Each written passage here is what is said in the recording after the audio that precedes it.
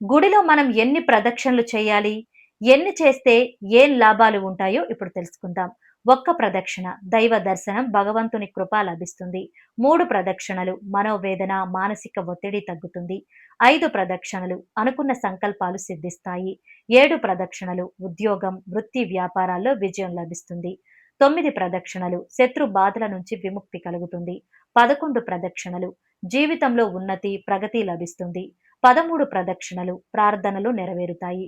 15 ప్రదక్షిణలు సంపదలు, ధన సమృద్ధి కలుగుతుంది. 17 ప్రదక్షిణలు ధ్యానంలో ఏకాగ్రత, మానసిక ప్రశాంతత పెరుగుతుంది. 19 ప్రదక్షిణలు రోగ నివారణ, ఆరోగ్యం లభిస్తాయి. 21 ప్రదక్షిణలు విద్య, జ్ఞానాభివృద్ధి కలుగుతుంది. 23 ప్రదక్షిణలు జీవితంలో సుఖ సౌఖ్యాలు సమకూరుతాయి. 108 ప్రదక్షిణలు సమస్త దోషాలు తొలగిపోతాయి. 208 ప్రదక్షిణలు అత్యంత శుభ ఫలితాలు, అదృష్టం వరిస్తుంది. ఈ వీడియో కనుక మీకు నచ్చినట్లయితే లైక్ చేసి, కమెంట్ చేసి, మీ ఫ్రెండ్స్ అండ్ ఫ్యామిలీకి షేర్ చేసి మా ఛానల్‌ని ఫాలో అవ్వండి.